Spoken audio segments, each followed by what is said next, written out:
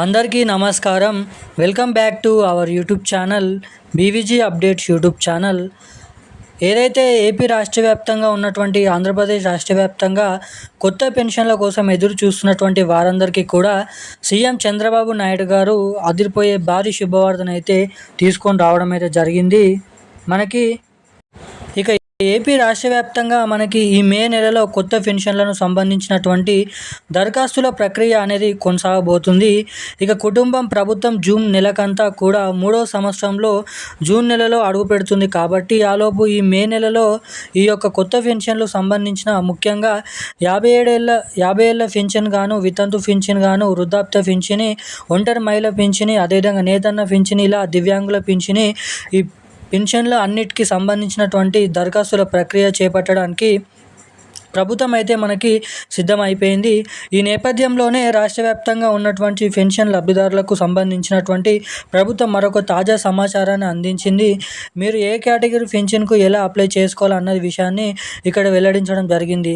ఇక ఏపీ ప్రభుత్వం కూడా ముందుకు ఏదైతే స్పాట్ పెన్షన్ల అవకాశం ఇస్తామని చెబుతూ ఉంది. అంటే ఆల్రెడీ ఏదైతే మనకి 12 లక్షల మంది ఎదురు చూస్తున్నటువంటి ఇందులో ఏదైతే 1,50,000 మంది యొక్క కొత్త పెన్షన్ల కోసం అయితే మహిళలు, వితంతు మహిళలు అయితే ఎదురు చూస్తున్నారు అని చెప్పేసి ఏపీ ప్రభుత్వం అయితే మనకి ఆదేశాలు జారీ చేసిందన్నమాట.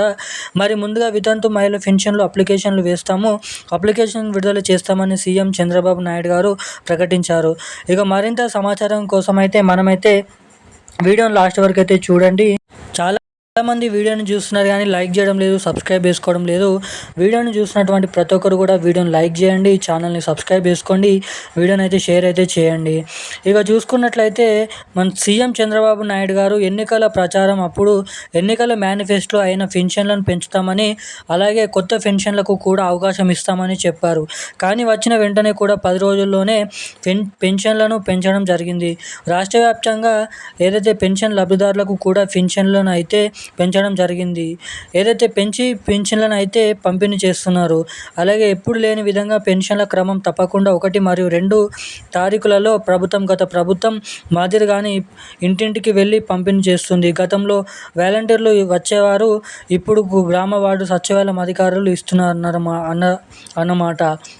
ఇక ఏదైతే ఏపీ రాష్ట్ర వ్యాప్తంగా ఉన్నటువంటి పెన్షన్ లబ్ధిదారులు ఎవరైతే ఉన్నారో మనకి వాళ్ళందరికీ కాబట్టి రాష్ట్ర వ్యాప్తంగా ఉన్నటువంటి పెన్షన్ లబ్ధిదారులు అందరూ కూడా ఈ విషయాన్ని దృష్టిలో పెట్టుకొని ఈ పెన్షన్లను అయితే అప్లై చేసుకోవాలని చెప్పేసి ప్రభుత్వం అయితే ఇక్కడ అప్డేట్ అయితే తీసుకొచ్చింది. కాబట్టి రాష్ట్ర వ్యాప్తంగా ఉన్నటువంటి పెన్షన్ లబ్ధిదారులు కూడా ఏదైతే గుర్తుగా ఈ యొక్క అప్డేట్స్ అన్నీ కూడా చేసుకొని దానికి అనుగుణంగా మీరు అలర్ట్గా ఉంటే ఈ కొత్త పెన్షన్ల రూపంలో మీకు ప్రభుత్వం అయితే డబ్బులు అయితే పంపిణీ చేయబోతుంది.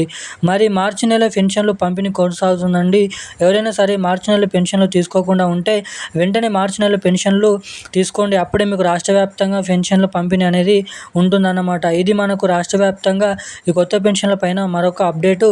ఇక ఈ కొత్త పెన్షన్ల కోసం అందరూ అప్లై చేసుకోవాలని రాష్ట్ర ప్రభుత్వం అప్డేట్ని అయితే తీసుకొని రావడం అయితే జరిగింది.